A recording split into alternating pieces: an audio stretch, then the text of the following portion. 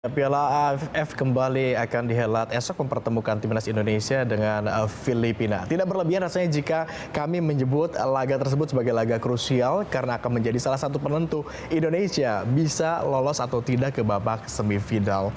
Lantas seberapa besar potensi Indonesia bisa melaju ke tingkat semifinal? Untuk pembahasnya telah hadir di studio BTV ada Bung Imran Nahum-Mahruri, mantan pemain timnas. Ya, Terima kasih sore. Bung Imran. Sama-sama, sama sore. Ada juga Bung Ignatius Indro, sudah berapa kali kita berjumpa. Bung Indro dari Ketua Umum PSTI. Iya. Terima kasih sudah bergabung bersama kami di Berita Sabtu Sore. Dan kami juga pemirsa terhubung secara virtual dengan pengamat sepak bola, Bung Anton Sanjoyo. Selamat sore Bung Joy. Selamat sore Agung, selamat sore Kakak Im, selamat sore semuanya. Bung Joy, saya ingin sapa dulu ke Bung Joy yang sedang ada di Bandung. Sayang sekali tidak bisa hadir di sini untuk reuni dengan Bung Imran harusnya ya kalau hadir di sini. Bagaimana menurut Anda Bung Imran, 3 pertandingan yang sudah sempat dilewati oleh Indonesia di babak penyisihan grup.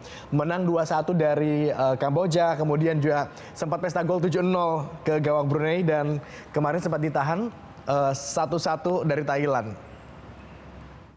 Kacamata Anda sebagai pengamat bola seperti apa pertandingan awal Indonesia ini? Pertandingan awal Indonesia sebetulnya selalu menunjukkan tren yang bagus ya, meskipun klub-klub kita berhenti kompetisi karena ada penghentian kompetisi dari pemerintah, tetapi mereka tampaknya cukup confidence ya ketika menghadapi tim-tim, apalagi ketika kemarin berhadapan dengan Thailand, itu rasanya mereka sebetulnya punya semuanya untuk memenangi laga itu. Sayangnya memang pertandingan harus berakhir dengan imbang meskipun Thailand bermain dengan 10 pemain untuk beberapa waktu.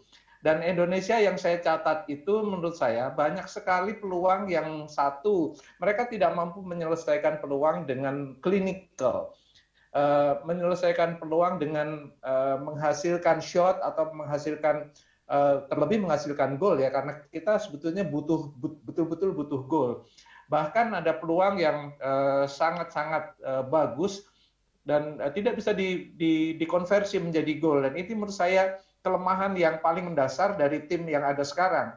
Selain masih ada, saya lihat juga kelemahan-kelemahan antara lain passing, lalu kemudian determinasi ketika masuk ke sepertiga akhir pertahanan lawan, kemudian juga masih ada sedikit grogi ketika mereka bertahan mendapatkan serangan lawan. Transisi dari bertahan dan menyerang juga kadang-kadang agak lambat ya, meskipun menurut saya sudah banyak sekali kemajuan dibandingkan dengan beberapa pertandingan yang lalu. Terutama cuma persoalannya saya melihat ada sedikit kemunduran dari penampilan Witan dan kawan-kawan ini kalau saya bandingkan dengan ketika kualifikasi Piala Asia. Di kualifikasi Piala Asia itu terlihat betul determinasi yang sangat tinggi. Dan ini belum terlihat menurut saya ketika melawan Vietnam kemarin. Saya sempat memberikan catatan juga pada satu stasiun televisi bahwa kita ini punya mental block kalau ketemu Thailand atau ketemu Vietnam atau ketemu negara-negara yang setara. Mudah-mudahan Indonesia bisa lolos sampai ke semifinal dan menghilangkan mental blocknya sehingga kita punya kesempatan lebih besar untuk bisa menghadapi siapapun nanti di laga-laga yang sangat krusial, terutama semifinal dan final. Kalau saya sih yakin Indonesia akan melaju ke final. Nah, persoalannya yang dihadapi final itu kemungkinan kalau tidak Singapura ya Thailand atau Vietnam. Jadi rasanya mental blocknya dulu yang harus dihilangkan, dan itu menjadi tugas besar bagi Sintayong karena rasanya memang masih ada kendala ya. Sintayong saya akui dia banyak sekali membawa kemajuan. Tapi persoalannya berbahasa Sintayong ini yang mungkin harus sedikit ada progres. Karena hampir semua pemikirannya itu lewat penterjemah. Sehingga menurut saya pasti ada kendala yang bisa ditangkap oleh para pemain. Dan itu menurut saya kendala yang mungkin kendala non teknis yang paling menonjol ya dari kepelatihan Sintayong.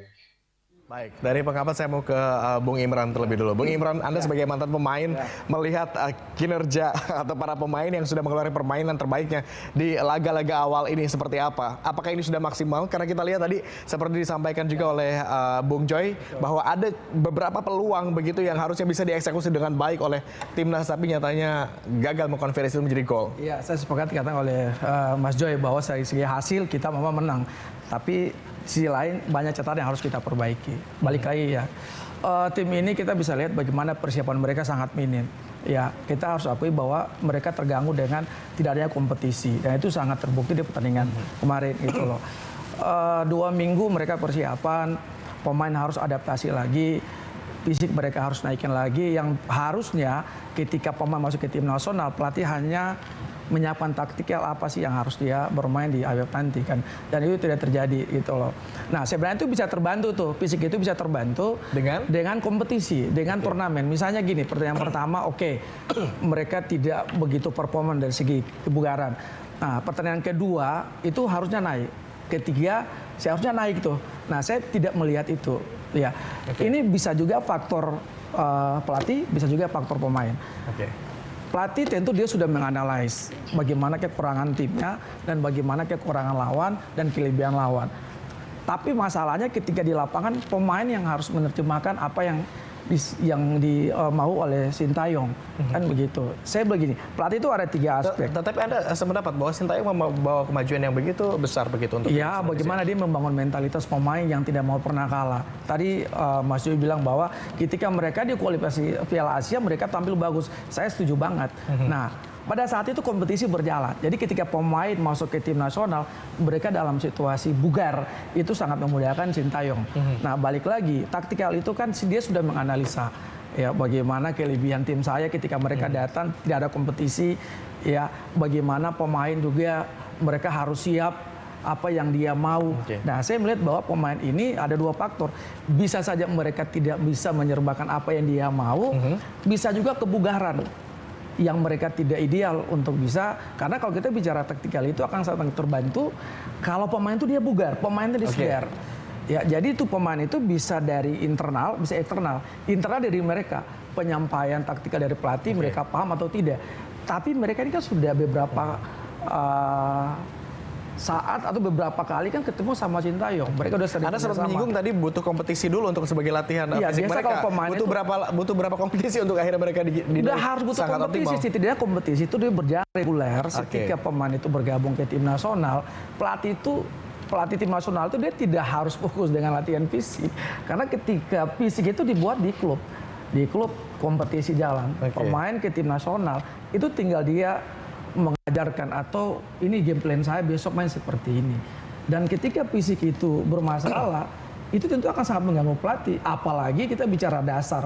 Tadi Mas Joy bilang bahwa salah passing itu kan bicara basic, ya bicara dasar. Dan ini selalu dikeluhkan oleh Sintayong ketika datang ke Indonesia. Dia selalu mengeluhkan bahwa saya harus belajar passing, saya harus ajar dribbling.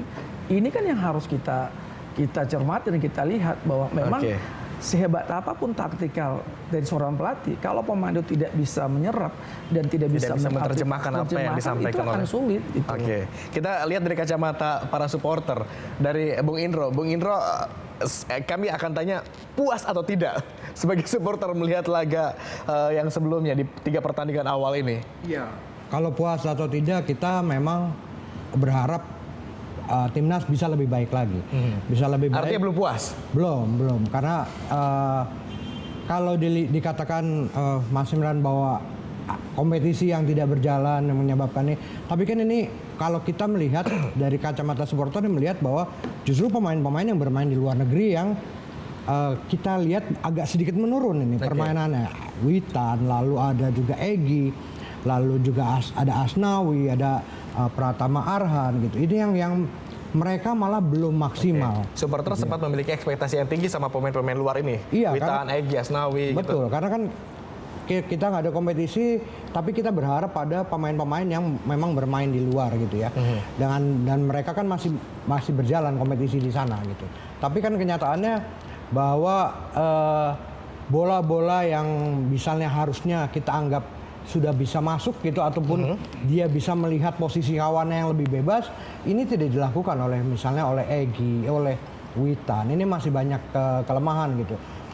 Terutama pas lawan Kamboja gitu, banyak sekali buang peluang gitu kan. Berapa kali Egy tinggal berhadapan menjaga gawang tapi nggak gol gitu ya. Lawan Thailand juga seperti itu gitu. Banyak sekali peluang yang akhirnya tidak menjadi gol. Nah, ini finishing touch ini yang saya pikir masih menjadi masalah. Oke. Karena mungkin kalau dilihat dari liga lokalnya sendiri, banyak klub yang lebih mempercayai pemain-pemain dari luar ya untuk menjadi striker. Sehingga Sintayong agak kesulitan juga memilih pemain. Kita coba olah bagaimana agar kepuasan dari supporter ini bisa terjawab oleh timnas besok. Saya mau kembali ke Bung Joy. Bung Joy, kita sudahi dulu 3 laga sebelumnya. Kita beralih untuk membahas pertandingan besok seperti apa. Indonesia melawan Filipina. Walaupun Filipina sudah dipastikan tidak akan tidak akan lolos ke semifinal, tetapi tentu saja Indonesia tetap harus mengamankan tiket begitu ya untuk bisa mendapatkan atau maju ke semifinal tersebut. Tidak harus menang, konon asalkan imbas, tetapi di atas kertas Indonesia bukankah sudah diunggulkan begitu. Bagaimana Anda melihat ini? Kalau dari head to head dan confidence sih saya yakin timnya Sintayong ini akan menang ya. Tapi persoalan menurut saya tidak berhenti di Filipina. Filipina saya yakin mereka bisa lewati. Bahkan kalau hasil draw pun saya rasa itu sudah kalah. Indonesia harus bisa menang dan bisa memastikan jalan sendiri ke semifinal. Jangan tergantung pada pertandingan Kamboja dan Thailand. Dan ini bertanding di Rizal Memorial. Menurut saya ini tes mental yang paling bagus ya, karena melawan Thailand kita bermain di kandang kan. Jadi secara confidence mereka harusnya sudah ada kalau bermain di kandang. Ini sekarang kita main di tandang dan meskipun yang dihadapi Filipina yang notabene tidak lebih baik dari tim Indonesia, harusnya sih tetap bisa menang. Dan bagi saya persoalannya bukan dengan Filipina, tapi setelah dengan Filipina nanti di semifinal, karena kemungkinan besar kita akan bertemu Vietnam atau Singapura gitu loh, tergantung dari hasil mereka juga dan tergantung dari hasil Thailand lawan Kamboja. Tetapi most likely saya kira kita akan bertemu dengan, kalau Thailand tidak akan kalah melawan Kamboja, saya yakin. Dan kalau Thailand tidak kalah dan Indonesia juga menang dengan angka yang tidak terlalu besar, kemungkinan besar Indonesia akan bertemu dengan Vietnam karena Indonesia akan menjadi runner up dan Vietnam akan menjadi juara grup dan itu akan disilangkan. Nah, persoalannya muncul nih ketika menghadapi Vietnam, ini kebanyakan pemain Indonesia sama seperti ketika berhadapan dengan Thailand, mentalnya udah drop duluan. Mudah-mudahan sih ini tidak ya. Jadi ketika menghadapi Filipina, ini adalah latihan mental bermain di kandang lawan dan untuk menghadapi sebetulnya semifinal. Ini katakanlah ini pemanasan. Saya sih yakin betul Indonesia akan menang. Nah, persoalannya nanti menghadapi Vietnam ini Indonesia tidak terlalu bagus performanya gitu loh. Terutama kalau saya bicara performa mental ya. Secara teknis menurut saya Indonesia berimbang, tapi Vietnam ini selalu punya determinasi yang luar biasa. Ini bangsa pejuang yang harus kita lawan dengan determinasi juga yang sangat tinggi. Jadi stage-nya ketika masuk lapangan nanti menghadapi siapapun, entah Vietnam, entah Singapura, stage-nya bahwa Indonesia lebih baik dari mereka dan punya mental yang lebih bagus juga. Nah, ini saya mau tanya sebetulnya nih sama Kak Imran yang sudah lama bergelut sebagai pemain dan sekarang menekuni kepelatihan profesional. Ini gimana nih caranya naikin mental ini Kakak Imran? Karena menurut saya secara